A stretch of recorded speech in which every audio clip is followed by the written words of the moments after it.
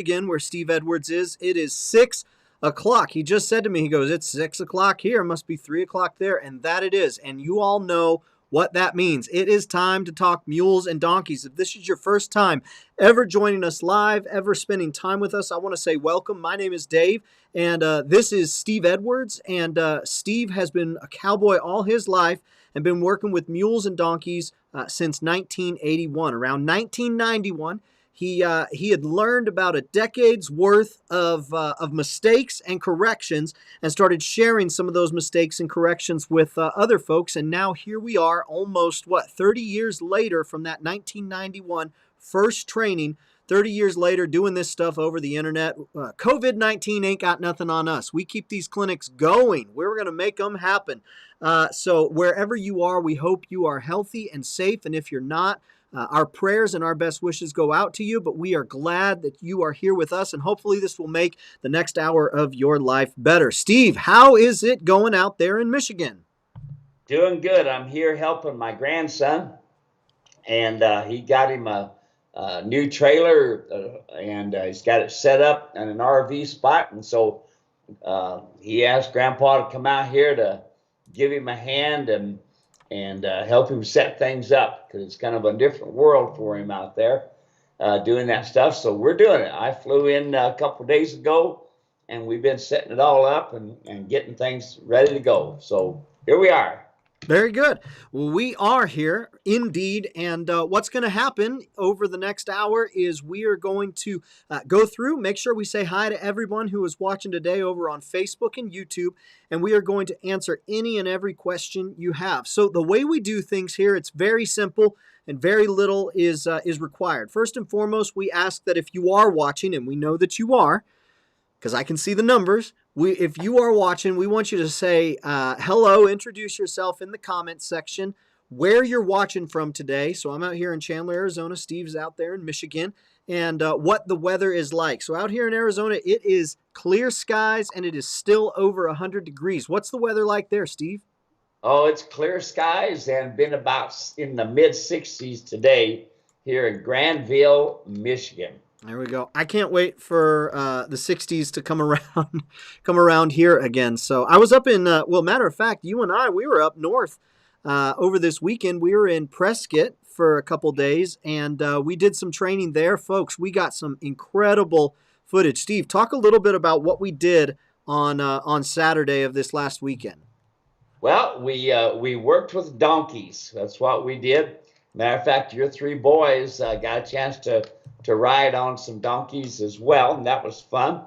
And we helped a guy by the name of James Montana, and we got a full video series that's really awesome. And the thing about it, Dave, is this is his story and what we've done there and how we helped him is pretty much what a lot of people are going through right now. He goes on the internet, he looks at pictures, he talks to people, and he made the decision to get this one donkey. And this donkey is turning out to be a nice donkey. He's been following my training steps and stuff, but he still had some issues and wanted me to help him out, and we did. So we've got, got close to 6.5 hours. Yeah, we got a lot of footage, and I'm going to throw it up here. Y'all can see, I'm a happy dad here, so I'm going to throw it up there. I know Steve won't mind. There's Steve right there with my three boys. Steve, you can't see it, but it's that picture we took. We've got my three boys right there. What was it? Maggie. Maggie is famous, is a local celebrity up there in Chino Valley. And Maggie gives all of the neighborhood kids a ride. And so those are my three boys. Isaiah, Isaac, and Stephen, and they had a blast, and it was a lot of fun. So it was great getting to meet James, getting to spend some time with his family, and yeah, I'll tell y'all, we got a lot of really good footage. We're putting that together. This is going to be a fantastic video. The first live training video that we've recorded probably in the last year and a half. And we're going to be really thrilled to get it to you. But one of the things that happened within the first hour, and this just blew my mind, James is a student. James, if you're watching, thank you so much for your hospitality, my man. It was so good getting to hang out with you. James is a student. And so we get out there and start walking around, and Steve goes, all right, James, go ahead and just start doing it. Well, James did I'm watching, and in my mind I'm thinking, he's doing everything perfectly. He's doing everything spot on. He has watched every single video. And Steve stood back and let James go through all of the steps, and James did a fantastic job. And Steve, you even commented, you said, now you've done a good job. What I want to help you with, and I was thinking to myself, what is he going to help him with? Like, he did everything perfect, right? I've seen all of Steve's students who have come out because I've been there recording. What is he going to help him with? And I was just like, oh my gosh, I didn't see that. Steve goes, I want to help you get crisper and clearer communication. And I'll just give you one example, and then we'll get into the show. But one example, right off the bat, Steve goes, now, you are holding your come-along rope this way. So, he was holding it this way. So, holding it this way. He said, and you're just using your first finger there. What I want you to do is actually, I think he was holding it more like this. I want you to hold it like this, and so you can play the tune with your fingers. And what you're going to get here is you're going to get ask, tell, demand, and you get more leverage. And I'm like, he's right. He's absolutely right. And so it's a great video. Y'all are going to love it. A lot, especially if you feel like, man, I'm doing everything that I know to do, but I feel like I'm just not getting the communication I want. This video is going to be for you. Okay, let's get into it. Let's start saying hello to folks. We got the friends here, and we're excited to have them here. Linda is watching. Linda, the mule servant, and Theo, the sweet one-eyed mule in rural central Ohio. Sunny, crisp autumn afternoon. Brazil is watching. Howdy from Enoch, Utah. We got Kiki in warm, smoky southern Oregon. Linda's watching. Warm and beautiful. Sherry is watching from Georgia. Start of the fall here with nice temperatures. Good for you. Glad that you get to enjoy that. Ernest is watching from northern Arizona. Cowboy Ken is watching from Connecticut, 63 degrees, windy and raining. Send the wind, send the rain. We'll take it. David is watching over on YouTube.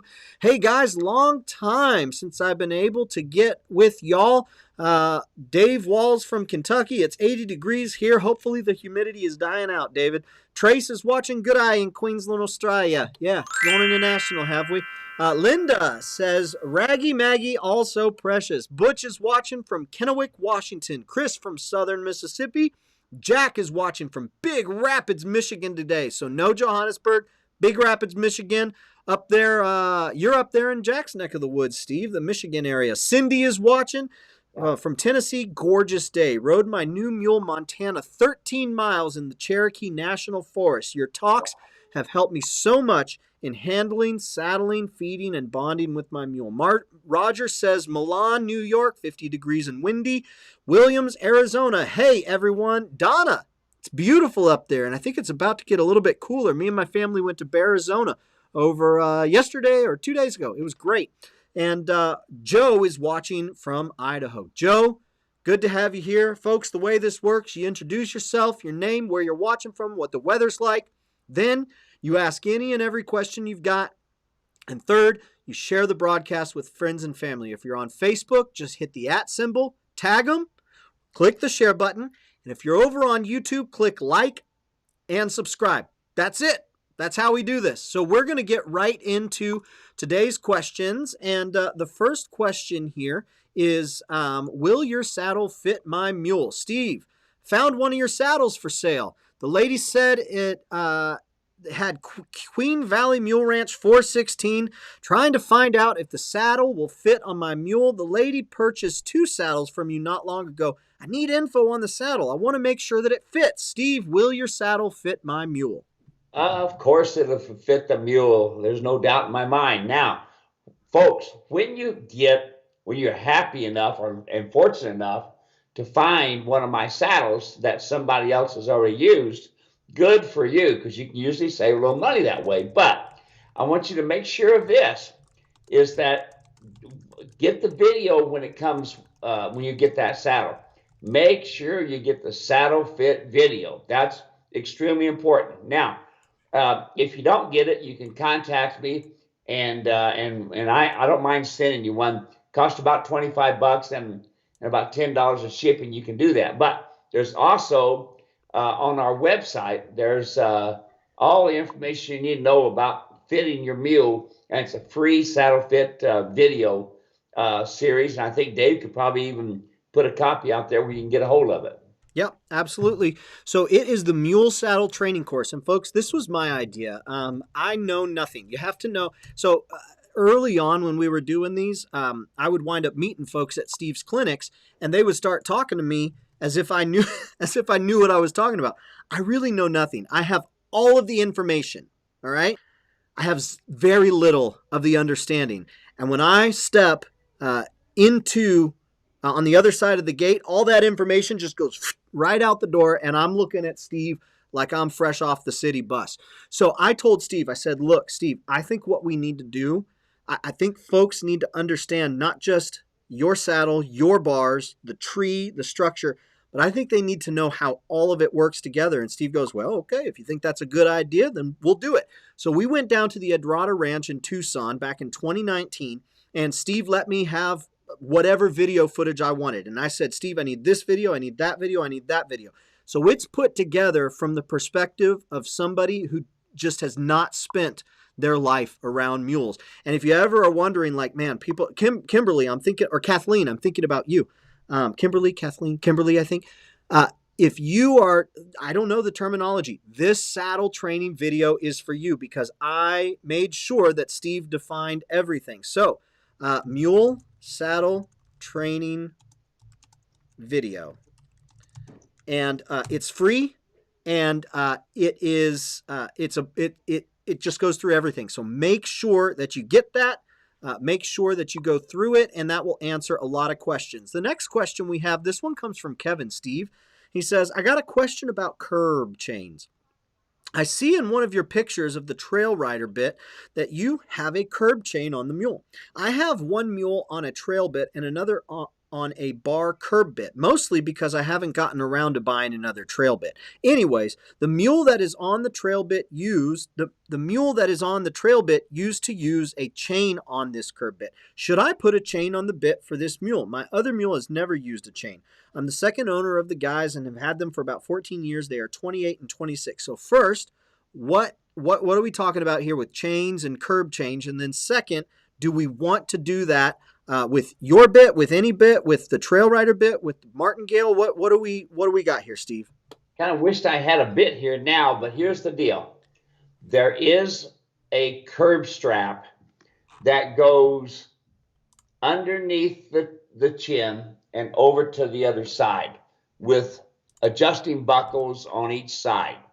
I prefer to use a double chain curb strap. It's nice and easy on the animal. It doesn't tear them up, and it gives you a lot of communication. Without a curb chain, you have no brakes. And if you do it without a curb chain, you are over pulling on your mule and can make a pretty hard mouth to where it makes it harder and harder and harder to stop or turn or anything else. So the purpose of the curb chain, its main purpose is for brakes. Awesome. Very good. Thank you for the question. I've got another question here. This one is from Sydney. Sydney asked the question, hi, Steve. I'm a student at UMC in Crookston, Minnesota. One of my classes this semester involves starting a weanling, and my group of 3 is working with an Appaloosa mule. He's already been started with halter training and leading, but I want to know where to go from there. Thanks. So what's an Appaloosa mule, and where do I go from halter training? Okay, Appaloosa is a type of horse that has, for instance, some of them are, let's just call them a dark bay, and on their rump, their whole rump is white with all kinds of spots on it. Okay, and then there's another one called the leopard Appaloosa, which the Appaloosa can be all white or gray and then have lots of spots all over it. And the Appaloosa horse has got a long background of all kinds of things. They're known for being kind of cranky. They're known for being kind of hard-headed. Matter of fact, the old cowboys used to say that it was only the Indians that rode these Appaloosa horses because, and that was why the Indians was always yelling and screaming when they come to attack you, because they would holler at the horse, "Stop, stupid! Stop! Stop!" But that's one of their old jokes. So let's go back. It's color, and that's what it is. I would suggest my ground communication kit. That way you can use a come along rope, and you can adjust a rope halter for it. Listen, you're building a foundation for that colt's life. And halter foundation, folks, is imperative, especially when you've got a weanling there that you are building a foundation for, picking up the feet properly. In other words, to pick up the foot, you're going to be touching the shoulder blade, and he's going to teach him how to pick the foot up, which we have in a lot of our footage. You don't just slide your hand down, pinch a tendon, and pull up a foot. The idea is to touch a shoulder, the foot comes up, touch a hip, the foot comes up, and always on the back leg. Always. You've got a donkey hip there, donkey bone structure.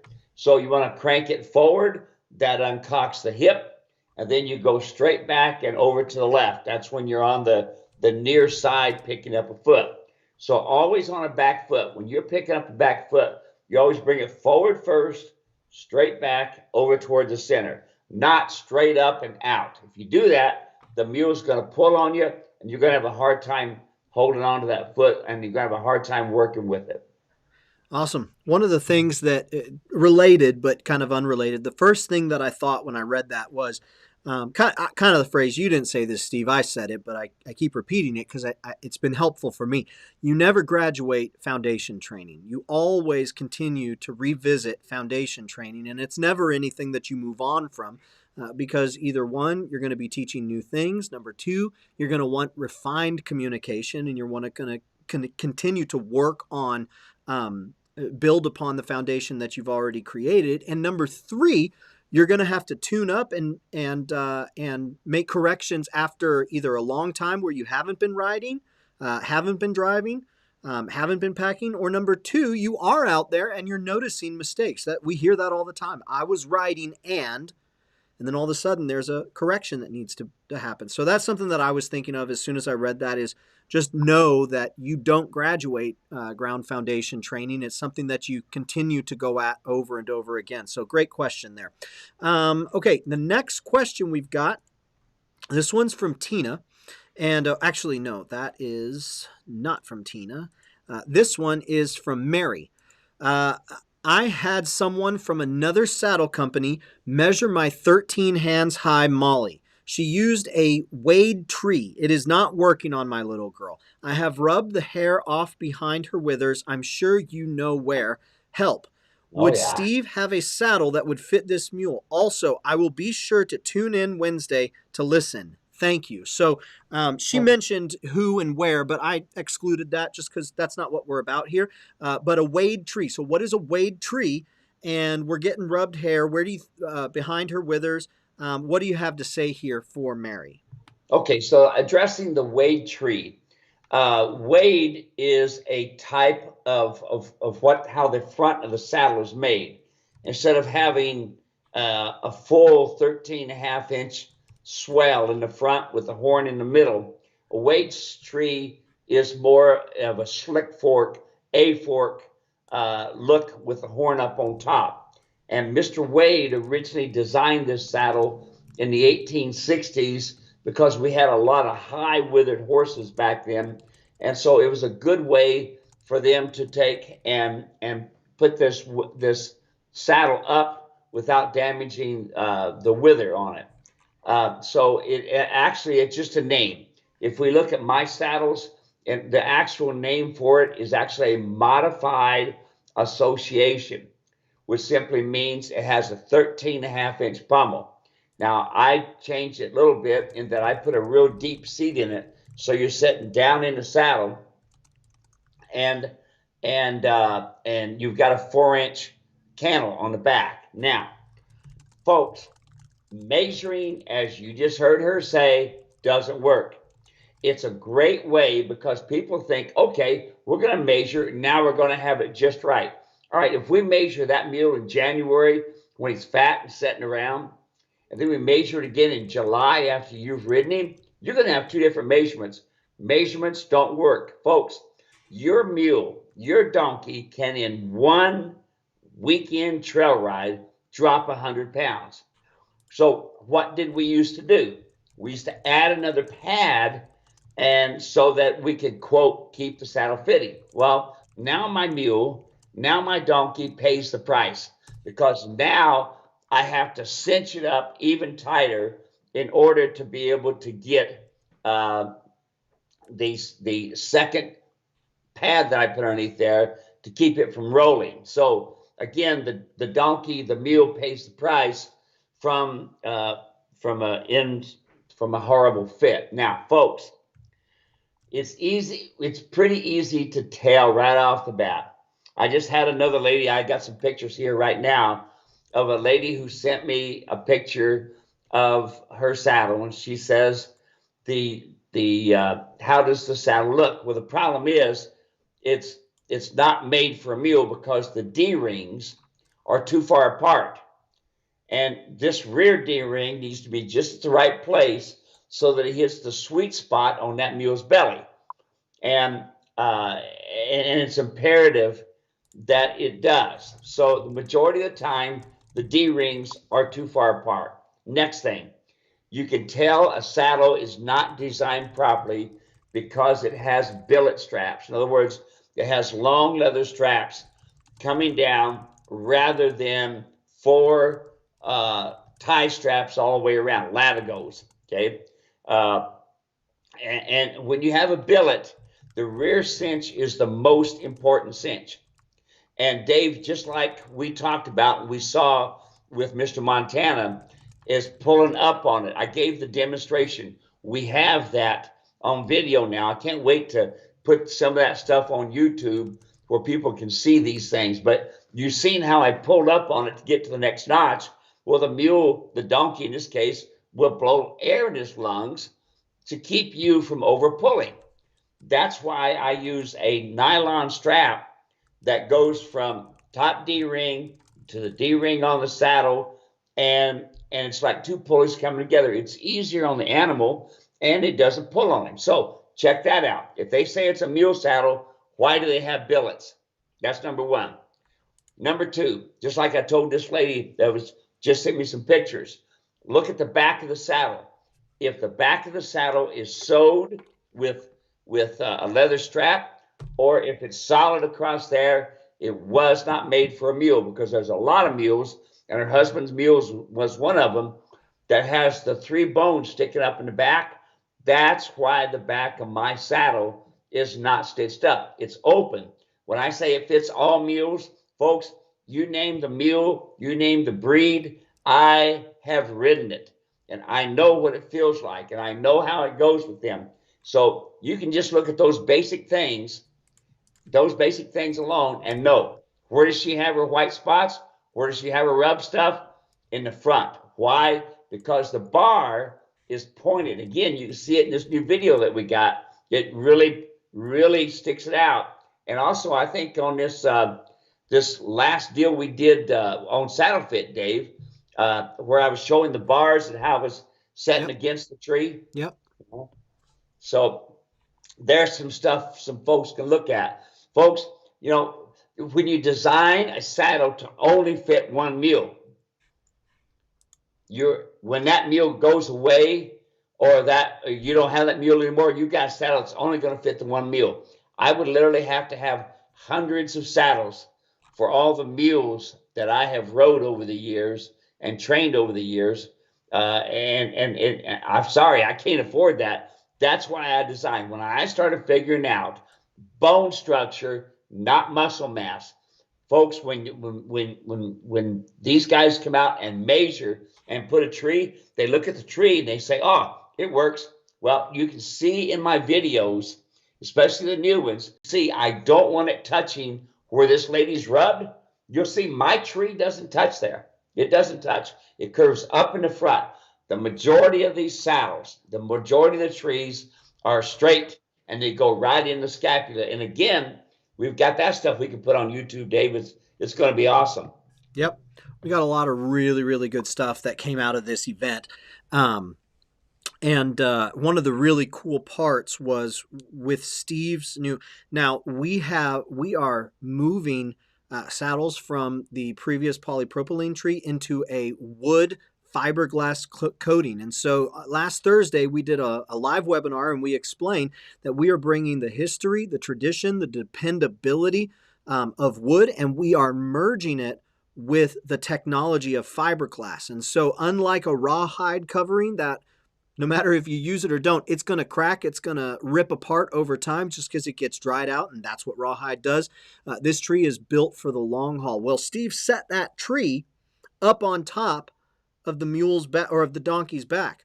And with my little iPhone, okay, so just this little teeny tiny iPhone, this little lens right here, it's nothing super powerful.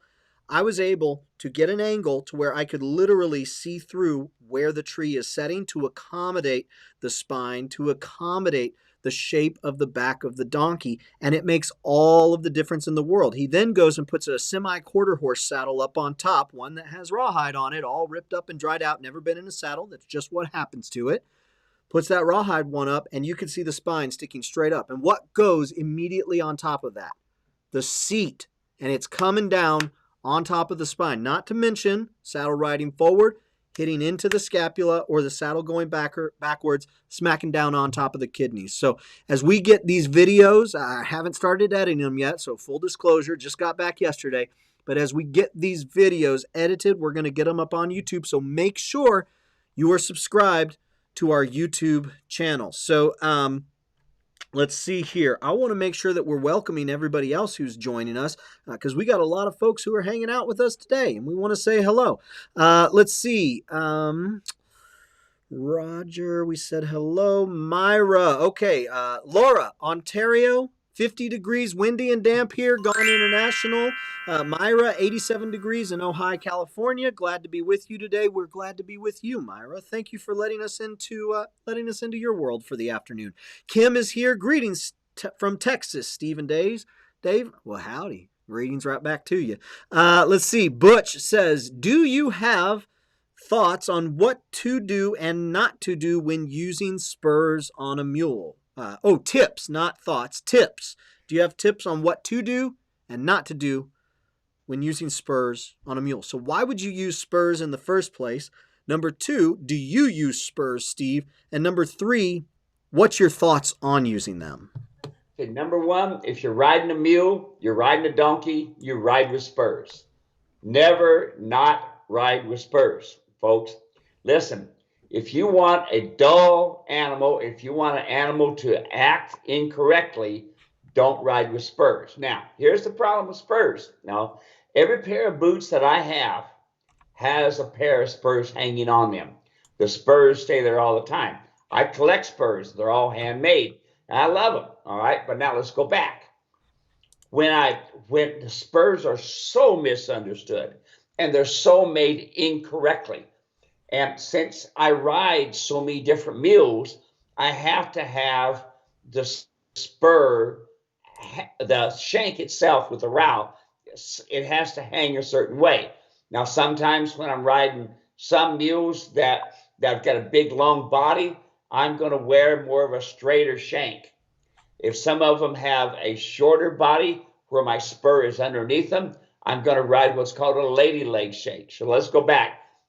Dave, we ought to do a webinar on spurs. You know, that's a good one. I'll make a note right now. I think we ought to do that because it's so misunderstood, and it wouldn't even hurt to one of these times when we're down at the Andrada or maybe up to James, and we need to talk about James a little bit more because that's kind of fun.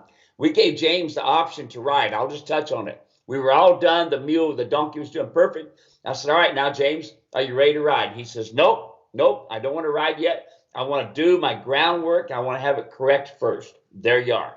Okay, so let's go back. Spurs. We're going to use the same thought as I always tell you. Ask, tell, demand. That's it. Okay, ask, tail, demand. So I'm going to ask with my calf of my leg. I'm going to tail with the spurs. I'm going to I'm going to tail with the stirrups, and I'm going to demand with the spurs. Okay?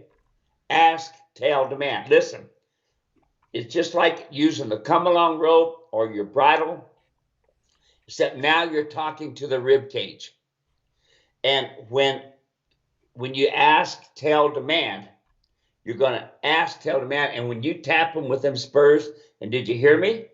I said, tap them with the spurs. It don't take much. When you tap them with the spurs, they're going to say, "Oop, I better pay attention." It's kind of like your daddy said or your mama said, "Do something a certain way," and you didn't do it. Well, out come the switch. Yeah, I was raised with a switch, not a problem. So let's go on. Ask, tail, demand. When you do that, they know you got them spurs on there. They would rather go by the feel of your calf so that your calf touches the animal for your response. It's not only good for getting them to pick up a nice walk or to go into a canter, something like that, but it's also good for teaching them how to side pass, turn on the forehand, and turn on the hindquarters. Awesome. Very good. Yeah, I sent a message to my team, and we're going to get a webinar on spurs in the queue and ready to go. Let's see here. Who else is joining us? Brazil says, I love Steve's saddles. It fits everyone on my farm, You from my there? BLM burros to my draft I mules lost and you. everyone in between. I'm going to get a screenshot of that. That's good stuff right there. Eve Ann is watching from Magnolia, Arkansas. Weather is beautiful, 82 degrees. That's the year I Dave? was born. Magnolia is home to the Southern Arkansas Mule Riders. Awesome. Very, very good. Kim says, fresh off the city bus. She was talking about me a little bit earlier when I said I know nothing, and that really is the case. Jim is watching from Alabama. Good to have you here, Jim. Linda Appies. I had an Arab Appaloosa cross, worst of both worlds, smart and stubborn. Let's see here. Theo uncocks his own hip. You touch his Dave, hip and I'm he losing you. picks You're kind up of going that in and foot out. and presents it to you swung forward. There we go. Ashley is watching from Ohio. It's perfect autumn day here. I have a question about Dave? how to get rid of a Dave, crest on a I'm donkey losing you, neck. So buddy. what's that? Oh, there you are. Maybe not. Can you hear Well, I me, keep Steve? losing you. You're fading in and out. My voice is fading You're in and fading. out. Yeah. All right. What about now? Can you hear me better now? Yeah, you're doing good. Okay. Otherwise, before, all of a sudden, I'd get a beep beep.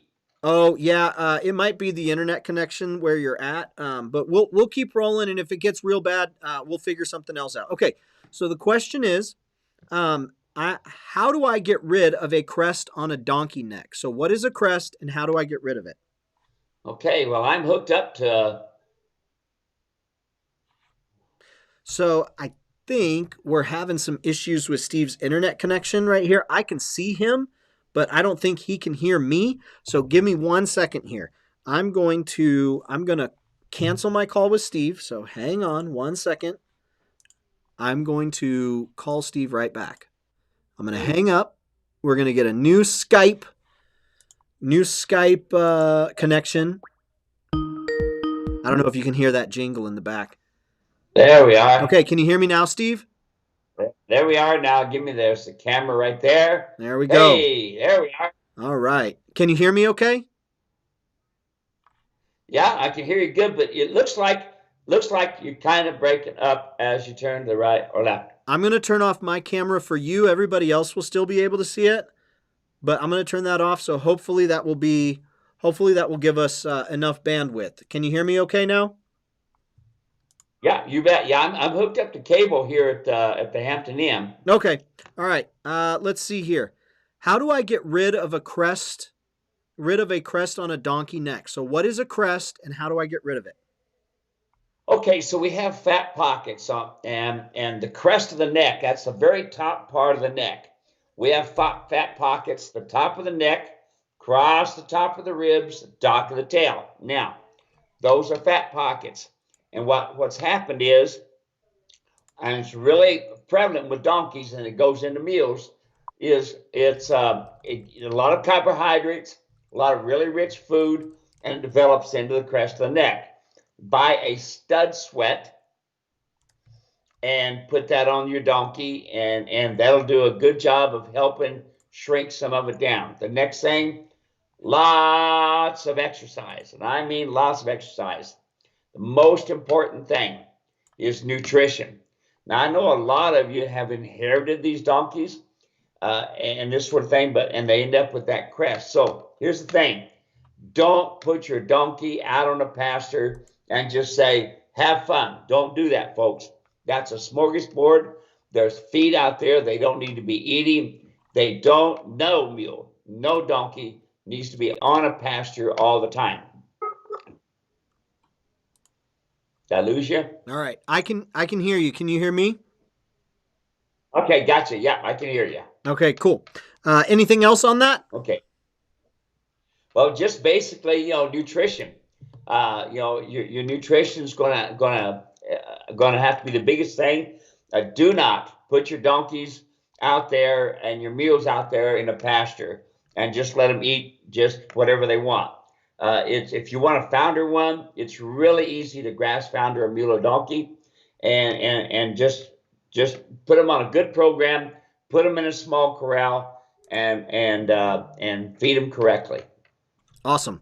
Okay, so Linda has sent in a message. She says, hi, Steve and Dave. Wanted you to know that Theo was trained from scratch with Steve Edwards' tack and techniques by his previous owners. So I'm finding that everything I put on him and everything I ask him to do by your methods is easily accepted by him. I was originally taught to ride English, but when I got thrown and injured decades ago, I turned into a timid rider who forgot most of the little I had learned. Theo is my first Western ride, my first mule, and I can easily confuse him with my poor skills. But when I do things Steve Edwards' way, you can see this mule relax all over in an instant, and he does as I ask. It's a wonderful thing to see. Now, she sent in some pictures. She went ahead and she did like we encourage everyone to do. She learned about her animal.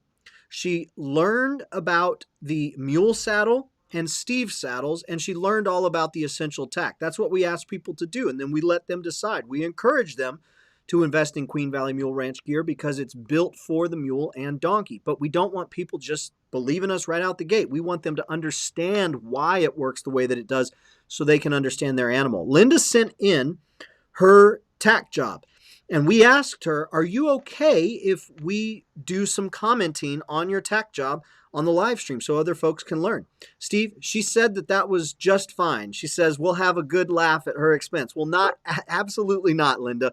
We are going to have a good teachable moment for your benefit, for Theo's benefit, and for all the benefit of the riders out there who are just like you, who really want the best for their animals. So Steve, I'm going to put a picture up on the screen here of just the one of the ones that I sent you, just of the entire mule, and then you go ahead and talk, and I'll shift back and forth between the different pictures she sent in. So I've got the first one up there. Why don't you go ahead and just start making some comments here on Theo and Linda's the work Linda has done with Theo.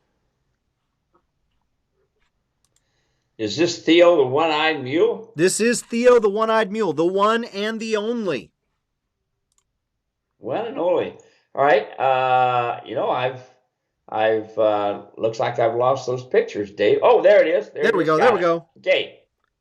All right. So here we are. So all the pictures are on the right-hand side. Number one, the saddle is too far back. Notice that look at the front scapula, and the scapula, it's approximately 5 inches, probably, maybe a little bit more, back behind the scapula. That's one. And then when you look at the cinch, the front cinch, you will see that it's also almost 10 inches away from the front leg. So the first thing I would do is I would take the breeching loose, and that's not my breeching, by the way. The breeching is too short the quarter strap is too short for that mule. Let me see here. Yeah, the quarter strap is too short for the mule. So what's happening is when she puts that breeching, which is not my breeching, when she puts that breeching on, that makes the saddle go all the way back. So take the breeching loose. Now, I want you to notice and just completely take it off. And then when you do that, that's going to bring the saddle forward. And you see how your front and your rear cinches are at an angle. Your front cinch is always going to be at an angle, but it's too much of an angle, and the rear one too. So what you need to do is put your hobble strap between your two cinches and bring them closer together so that they're about 4 to 6 inches apart. So we're gonna take the breeching off, and we're gonna leave it off for now. And then we're gonna take and bring the saddle forward so that it's approximately two fingers behind the scapula. All right. Now, once you do that, then the front cinch should be only one hand, 4 inches from the D-ring of the cinch to the leg of the mule. All right. Now, once that saddle's into place and the front cinch is into place, and we have the hobble strap holding the two cinches together, then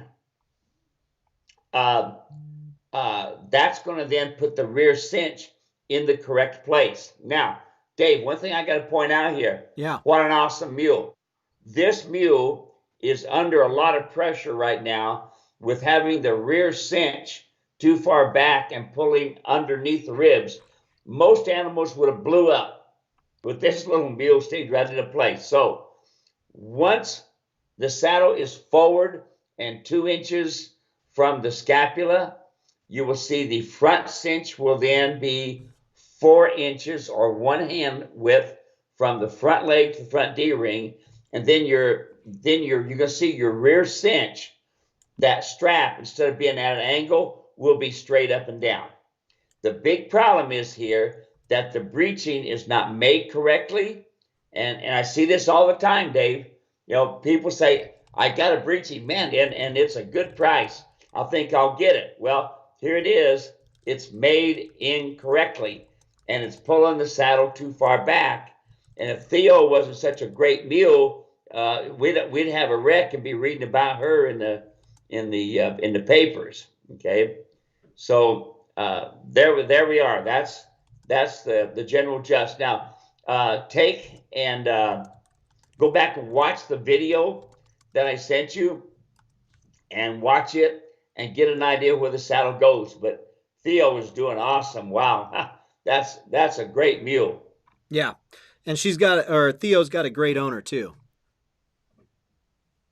Yes, yeah, oh yeah, she's here all the time, you know. But just look at that little mule standing there, nice and quiet. Even though things are misadjusted, saddle is putting a lot of pressure on her kidneys. I mean, this little mule is just sitting there going, okay, if that's what she wants to do, that's fine. You know, gosh, that's going to be a great ride. Awesome. All right, I think we got a little bit of a delay, Steve, so we'll just keep going at it. We'll make it work. Let's see. Linda says, please give Sweet Theo credit for standing ground tied for an hour while I messed with him. So, Theo, you get that credit right there. Rose is watching. Hey there, guys. We've got Dave and Di in Queensland. Puppies due this week. There we go. Gone International. Eileen says magnesium helps with crusty necks. Linda says this is a teachable moment. Ordering your Britchin pronto. Did I do him that bad? I watched that video over and over again. Linda, you're making me feel good here because so often, I've seen every one of Steve's videos, right? I created half of them and I've seen the other half. And when I get out there, it just like something happens and I still have to have Steve show me exactly what I need to do. So you're making me feel good. You're making me feel like I'm not alone. Linda says ground tied just the way Steve thought. Or taught. Okay, so the next question that I got here, this one comes from Julie. She says, I can't always, let's see. Oh, this is a different one. I actually need to get back to Julie directly. My bad. Okay, here's a question from Andrea. And Steve, if it's okay with you, I'm going to take this one. This is my area of expertise. She says, it's hard for me to connect live on events due to my schedule, so I end up contacting you this way. She's sending an email. I'm not real tech savvy, but I've managed to get on YouTube site several times, and other times watch the rerun. I head back to Florida at the end of October, and I want to connect with mule and donkey folks in my area down there. Several times I've seen folks posting from towns close to me in Florida, but I don't know the proper online etiquette for writing them a note privately. Can you shed some light on how to connect with others that are on your site and YouTube or Facebook? Maybe others have this question too. Thanks for all the help and the great info. So this is actually right in my area of expertise. I do digital marketing, online communication, online marketing. And I can tell you, Andrea, and anybody else that's thinking this same thing, if you're thinking it, somebody else is thinking it. And if you're seeing people who are in your neck of the woods, they're seeing people who are in their neck of the woods. They're seeing you too. So here's the easiest way to go ahead and make those connections. Now, you always want to be cautious and safe. We've got a really good community here. So do things, just be safe and smart about things. But if you see somebody week in and week out on our broadcasts here, or you see them on the Facebook page commenting, etc., it is totally appropriate and it is fine etiquette to do for them what you would love for somebody else to do for you. Send them a message in Facebook and say, hey, Dave, I've noticed you on some of Steve's broadcasts. You're in my area. What are you working on with your mule? What are you working on with your donkey? And give them an opportunity to talk about themselves. And what will happen is they'll go ahead and they'll start to send you pictures of their animal, and you can do the exact same. And you can say, hey, this is my girl right here. Here's what we're working on. And that's a great way to begin forming community in an area near you. So be smart about it, be safe about it, but at the same time, just ask other people what they're working on. If you notice that they're in your neck of the woods or they're talking about something that interests you, just send them a private message or even do a reply on any of our live streams or in Facebook and ask them about themselves. When you ask somebody about themselves, they're always going to be eager to share their story, and then they'll probably ask you about yours as well. So that's what I have to say. Steve, do you have anything to add there? No, that's great. I can also tell you that one of my top apprentices just moved back to Florida. Now, she was in California. She went through my program there at Pierce College in LA. She has showed at Bishop at World Championships. She's done a lot of training. Her name is Susan Sonnenberg. And that Sonnenberg name may sound kind of unique to you in that her brother is a very famous movie producer, but I won't go into more detail there. But she is in Florida. She's back there. And she just texted me here a while back. So we could be hearing more from Susan Sonderberg over the time, but that would be a very good person to be in contact with there in Florida. Awesome. Very good. Okay, next question I've got here. This one's from Leslie. She says, I felt like we were making progress with Rio's under saddle training, mounting excellent, now on a lead, walking and round pen. Then today we had a good relaxation and then the bolt and run that I was unable to stop. Trainer emergency dismounted, no injury, so that's good. Got back on several times after some round pen work so we could stop on a good behavior. Need to nip this in the bud now. He is 6 and we are going slow and incremental steps, short sessions. Is it possible to set up a chat with Steve at his convenience as to what we may need to be doing differently so not to have this bad behavior? So number one, Leslie, you can always give Steve a call and he'll be happy to talk with you. But I wanted to bring this up here because this is something that, folks, you have to know is going to come. You have everything going good, and then all of a sudden, flight and fright, and boom. So what do you do, Steve? What would we tell Leslie to do? Okay, so Leslie, number one thing, this is where I always start with, you bring a mule to me or I start working with a mule, my first question, did your teeth get floated? Are they correct? That's number one.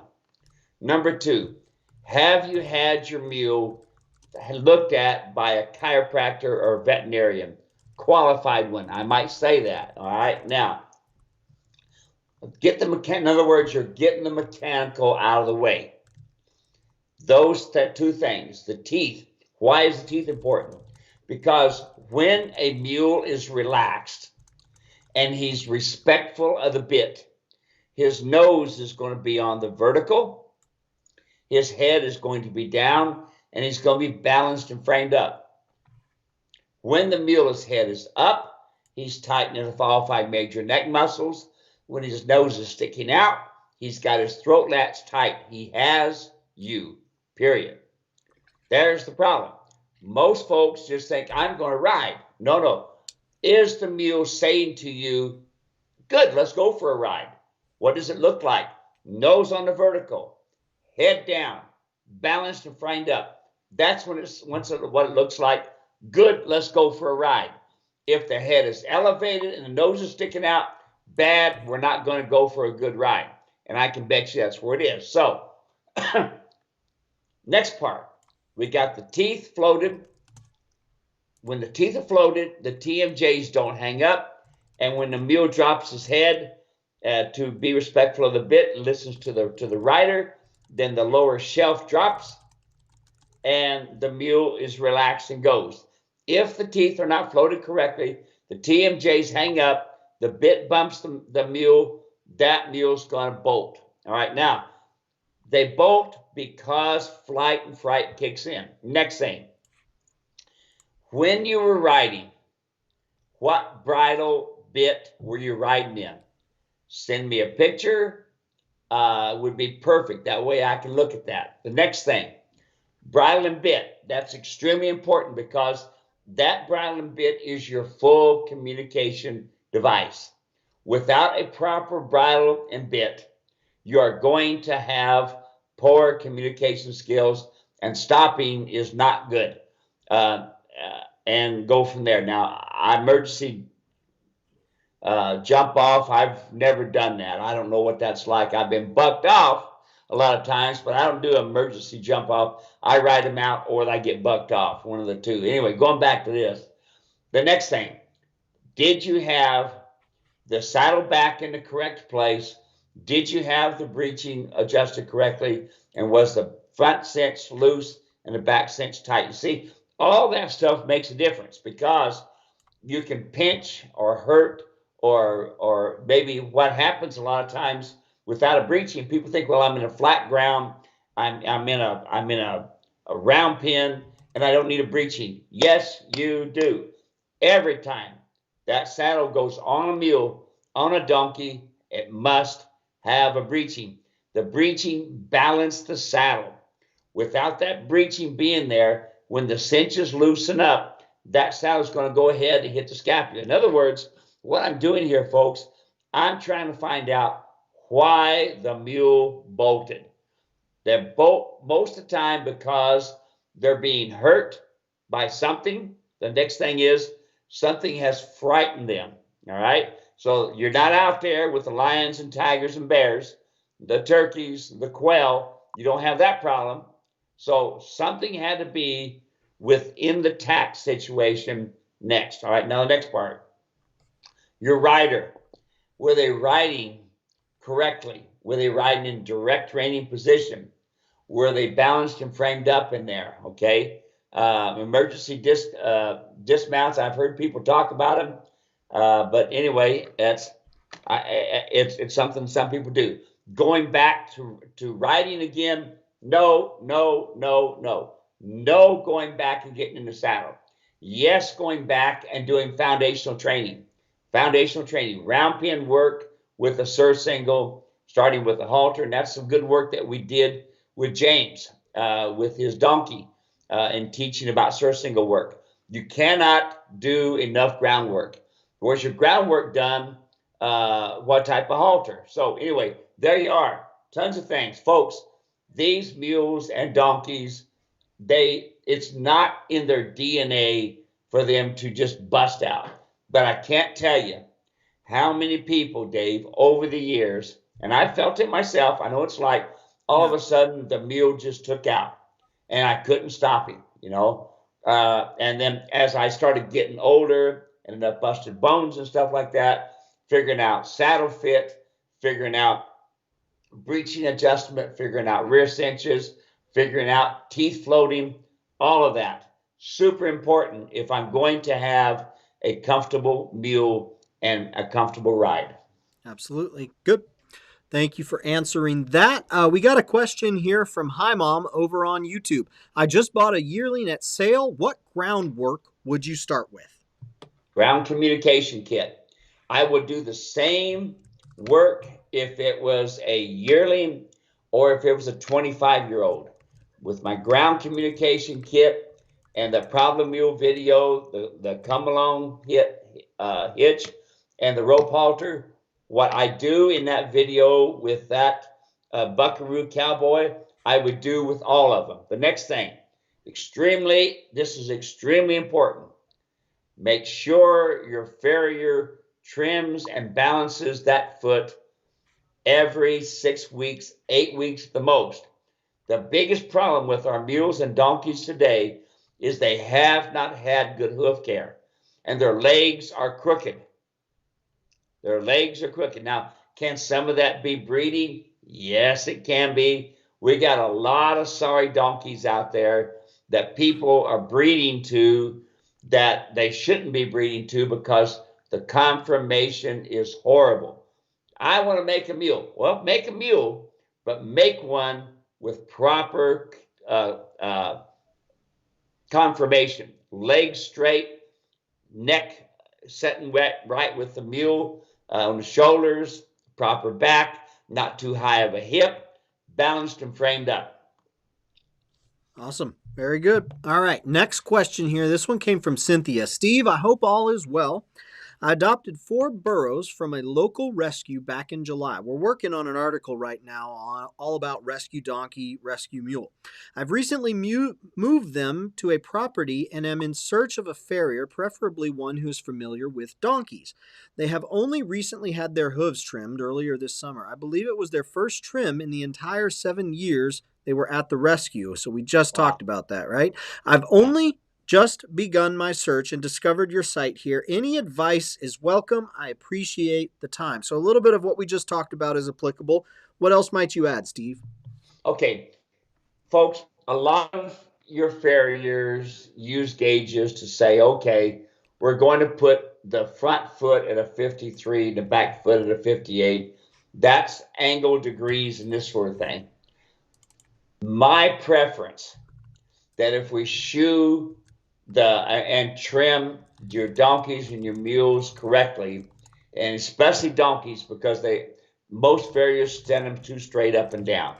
Shoe according to the angle of the shoulder.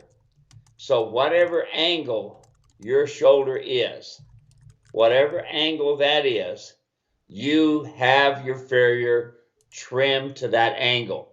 Now, especially on donkeys,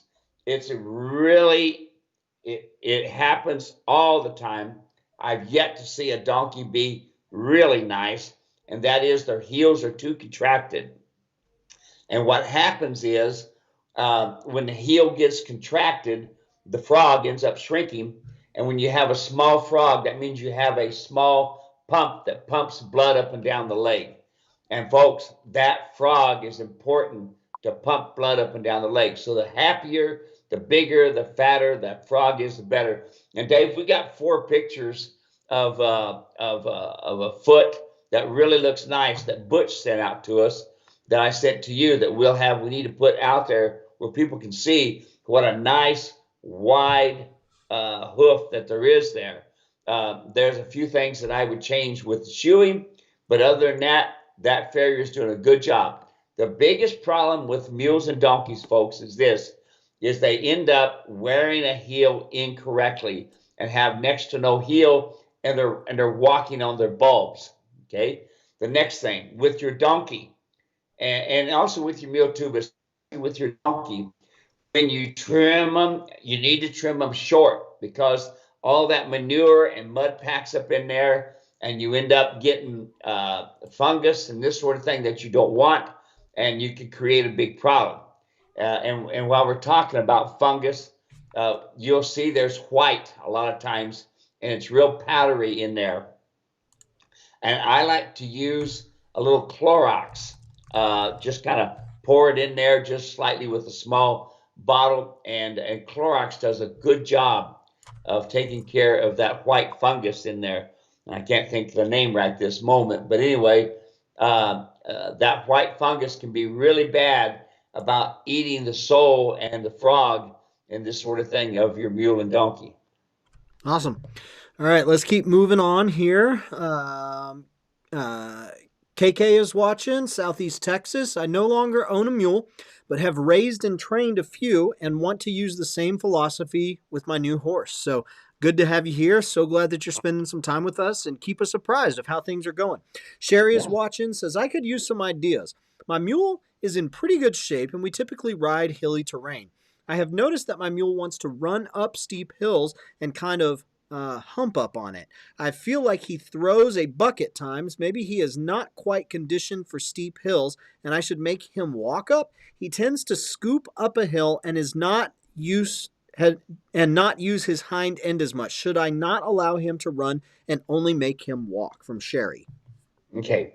Sherry, yeah, don't allow him to run up a hill. Never allow him to run up a hill or down a hill or jog or move too fast. Always quiet and easy. Outside of a mountain is a good place for them to lose your footing, and you can get yourself hurt. Now, there's got to be a reason that he's wanting to run up a hill. Usually they're running down a hill. But why is he running up a hill? Are you using a pulling collar? If so, it could very well be putting pressure upon his scapula.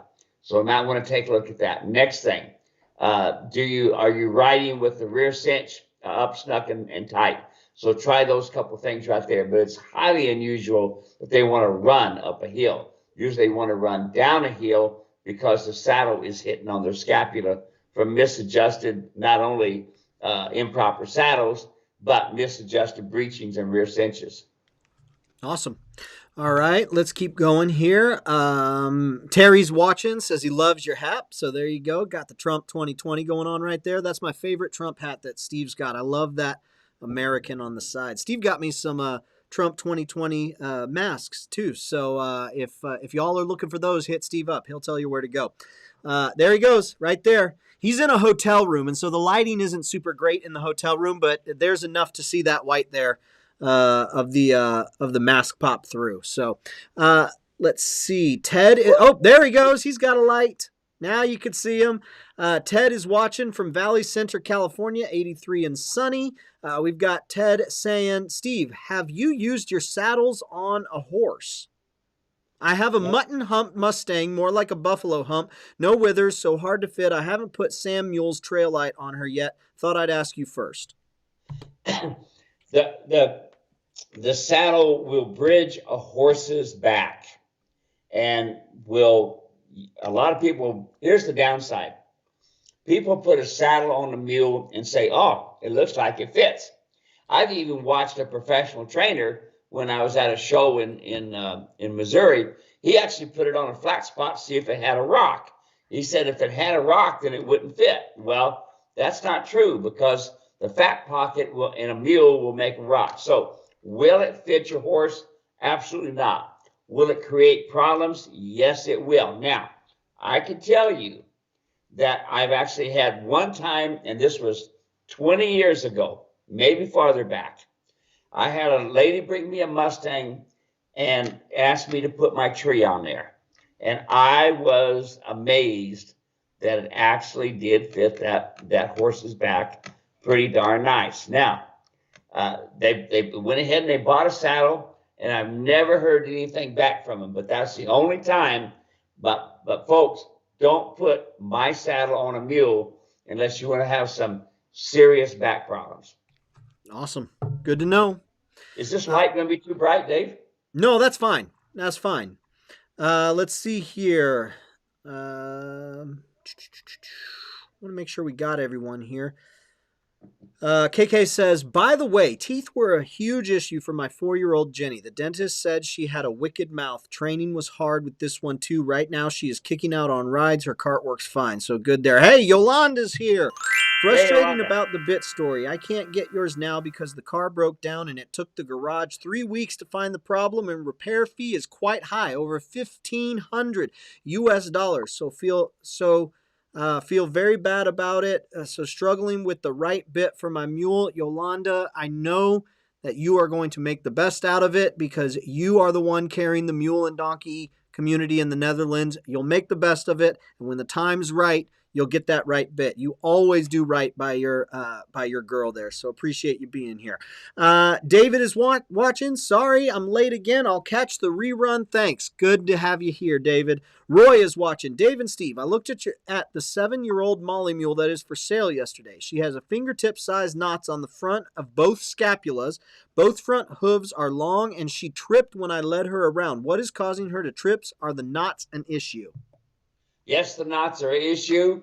Matter of fact, we've got a very good friend in Texas that kept getting bucked off and finally found the veterinarian, and he ran a sonogram on him and saw a couple right on the scapula, a couple of, he called them cauliflower looking spots. Look, folks, when they have a problem like that, turn away and walk away.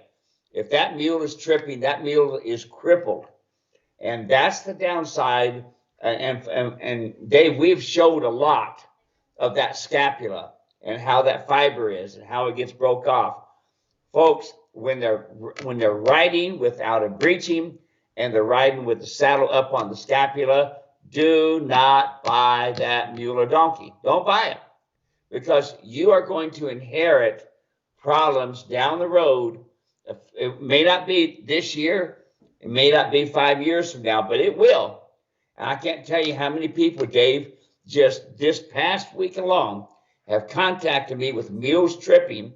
And the first thing I say to them is, you get your mule over to a veterinarian, have them x-ray the scapula, especially that fiber. They got a name for it, I don't know what it is, that's above the scapula, and take a good look at that before. Now, before you even buy a mule, folks, you should look at the scapula. Have a veterinarian shoot some pictures of that scapula and guarantee you that it hadn't been banged on. But I can tell you, if you've got a horse saddle on that mule, you've already in the process of scapuling, of breaking down that scapula.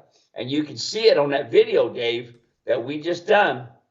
It's plain and simple. You can see where it was banging on there, and you're crippling the mules. You know, you're crippling your donkeys. Very good. Very good. Very good question. I'm glad we get to talk about it. Kiki sent in a message. She says, thank you for answering my question about training mules and donkeys to drive 40 miles. I ask because I don't know which is better as a second vehicle. In our case, the truck goes down. I've always wanted a buggy of some kind and have watched videos of carriage driving training for horses, but I have no experience. Do you recommend riding instead? I'm 60 and will be having lower back surgery around January. Neither my husband nor I are experienced equine riders. I've ridden more than he has, but I'm still a greenhorn. I don't want to waste money on a buggy if you don't think it's a good idea. We got 40 miles into town to get groceries, doctor appointments, so would need to have a cart or something. What do you recommend? This is a cool question. What would you say to Kiki there, Steve? Yeah, the Amish do it all the time. Here's the deal. I love to drive. Matter of fact, I've often said that the older I get, the more I'm probably going to be driving more than I'm going to be riding. Right now, I'm 71 years old and still riding. Okay, so not a problem. Driving is awesome, but the downside is this: people want the romantic look of the buggy, of the doctor's buggy with the wood wheels, and it looks really nice. I have seen a couple of those after they've been in a wreck, and there's not enough to scrape up to make a toothpick. I mean, it can be pretty nasty. I seen one of them in a parade. Man, this lady had this high-headed horse, and this horse blew up. It went over top of cars, and I mean, kapow! It was a big wreck. So, if you're going to take and drive, make sure you have a well trained mule or donkey to do it. Donkeys are wonderful for that. Okay, next part. Make sure that you don't get really feeling like you've got to have a doctor's buggy or one of them pretty ones. I had some with yellow wheels and a red body, and they were gorgeous, but I had a mule that could pull it and pull it safely. Here's what I suggest. Buy a wagon with hydraulic brakes and rubber tires, because the downside of the wood wheels is they have to be well taken care of. Otherwise, they get dried out and they go to wobbling and break. I've had a lot of folks that have had a wheel break, and when it did, the wagon went down, and when it did, it scared the mule or scared the horse and took off running, and the rest of the wagon is history. You know, it's done. So rubber tires and on your wagon and brakes, and you'll have a great wagon. Matter of fact, my wagon is a 64 Chevy truck undercarriage, coil spring suspension, and hydraulic brakes all the way around, and I use it for training. I've had stagecoaches, I've had carriages. I had a 1918 or 1917 John Deere chuck wagon. Yeah, I've had a lot of that stuff, but I've also had well-trained mules that I felt safe in, you know. So, yes, there you go. Awesome. Let's see here. We're getting close to the end. I got one more question, and this one comes... Oh, Sarah is watching from South Dakota. Good to have you here, Sarah. Last question. This is from Zach. Zach says, I bought a 10-year-old John Mule from a horse sale. He rode good in videos, we've heard this, and through the sale, but as soon as I got him... Butt mule. As soon as I got him home, he's real shy and don't like me messing with him. What do I need to do first time having a mule? So before Steve answers, Zach, I just want to say, like, well done. You're here. So grateful that you're here. Actually, very, very impressed that you went out and you said, you know what, I'm going to do this and I'm going to learn, and you're here trying to make the most of it. And so well done. You are already ahead of the game, like 95% of the people out there. So with that said, we want to make sure that you are safe, which there is no such thing, but as best we can, we want to make sure that you're safe. We want to make sure that your mule is comfortable, you're comfortable, and that you get results when you go out there to train. So all that said, Steve, what do we want to do with this butt mule? The short way is to just take it back to auction and get rid of it. Be done.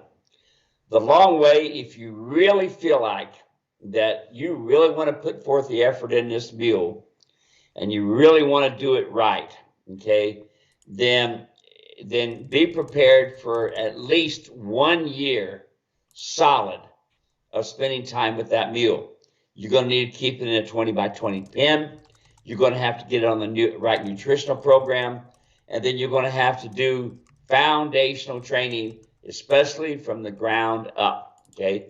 Here's the problem, folks. There's a lot of these mules that are at these sales. A lot of these mules that are at these rescue places, they're counterfeit, sorry beggars. Now, don't get me wrong. I've seen some pretty nice mules that somebody just couldn't handle, and I bought a lot of mules at these sales myself, but I knew what to look for. But you get some of these that are counterfeit, and they're really good one day, and by golly, you're thinking you got it, and the next day you get yourself in a big jackpot. They're counterfeit, you know. They're just looking to hurt you, and that kind, folks, I don't take them back to the auction. They become coyote bait is about the best way to tell you. It's not worth somebody being hurt. Unfortunately, when you go to these auctions, you see these guys ride. Hey, those guys are good riders. They've ridden all kinds of broncs, all kinds of ways. And when they come out there, I want you to notice when they come out there, them pins, that mule is not standing still. He's going back and forth and back and forth and going around. Why is that? He's trying to keep the mule from blowing up, because at any minute that mule is going to blow up. But you see them. You'll see them go to these sales and these auctions, and they don't keep the mule quiet. They don't keep the mule where he can actually show that the mule has a foundation. No, they're going back and forth and they're looking to see who's buying this mule, and they're really trying to make this mule look good. But folks, if the mule really looks good in a 10-foot circle, quiet, you can see the mule's foundation. Side pass, turn on the forehand, turn on the hindquarters, pick up all 4 feet, and that sort of thing. Now, not only, partner, are you going to be spending at least a year doing this, this is 4 to 6 hours a week, okay? No more than that, but over a year's time, you got a good chance, a really good chance of really getting hurt, okay? These Broncs, back when I started, that's just the way they were. They were not bred correctly. They were looking to eat you. We tied up a back foot to saddle them. We blindfolded them to climb on them. We did all that stuff because that's what cowboys do. No. Listen, folks, you get yourself hurt, it's not feeling good. I've got 32 broken bones and 2 replaced hips because I thought I could do something with it. And I did do a lot with a lot of mules. But sometimes you're better off taking your licks and just having the mule put down by a veterinarian or whatever. And I hate to say that because I hate to see any mules go. But folks, some of these mules are not worth a person's life. So if you want to start, you start by putting them in a 20 by 20 pen. You start by getting a veterinarian to do all their teeth, do their back. You start by feeding them nutritionally correct. And then you start by doing ground training and then go from there. Perfect. Yeah, we've got a lot of folks who will contact us saying the videos look great. Matter of fact, James, Montana, up in Prescott, exact thing. Saw him on the video, looked good. Got him here. Was a different story. And what he's learned is that it's really been therapeutic for him, and it's been very helpful for him. And so he enjoys going out there and doing that. And so the thing that I'll emphasize in what Zach and what Steve was saying is that if that's something that you want to do and you want to put in that effort, there's no guarantees on the back end with a mule with this type of history. But if that's something that you want to invest in, there's nothing wrong with that. Just know what you're doing before you get into it. And that's really what Steve is trying to get at here is you need to know what lies ahead for you. And if you want to go down that path, then do it. And it's going to be a rewarding journey because it's going to take a lot of work and a lot of effort. If you're thinking, and a lot of folks are like this as well, no, I'm looking for something that maybe not ready to ride, but doesn't have the baggage of, being ridden with a horse saddle, don't know where the training comes from. I want the opportunity to be able to see what they can do in that 10-foot circles. Side pass, turn on the forehand, turn on the hindquarters. Then see if you could take them back and then go out and know what to look for when you buy this time around. I'll tell you what, when I was getting engaged, I didn't know much about diamonds. And so I was on eBay, and this was, 15 years ago. I was on eBay looking around, and I remember thinking, I found the diamond. I found the perfect diamond. And so I bought it online. They sent it to me in the mail. Now, you have to remember, I'm 22 years old, right? And I don't have a whole lot of experience, but I knew what I needed, and it just looked good. And when I got the diamond in the mail, I looked at it, and I started tearing up because I was like, this is the ring that's going to go on my girl's finger. And then I started looking at the diamond, and I was like, you know what? This actually isn't the ring that I want. It's not the ring that I want for me to give to her, and it's not the ring that I want for her. So I sent the ring back. I got all my money back, and then I started to educate myself about diamonds. And eventually I found the ring that my girl wanted, and Sandra loves it. It's exactly what she wanted. And so I'd say the same thing for you, Zach, and for anybody watching. Don't buy the diamond that you think you want. Go out and discover what the diamond is that you need, and then go after and get that one. Pretty cool story there, huh, Steve? Never shared that one before. I learned that one. That's a new one. No wonder you got such an awesome wife. You treat her, I'll give you a little deal here, Dave. Yeah. You treat your mule you treat your wife like a mule, she'll never grow into be an old nag. There you go. Hey, it's 100% true. Learn how to speak their communication. Learn how to do things that make them comfortable. Yep.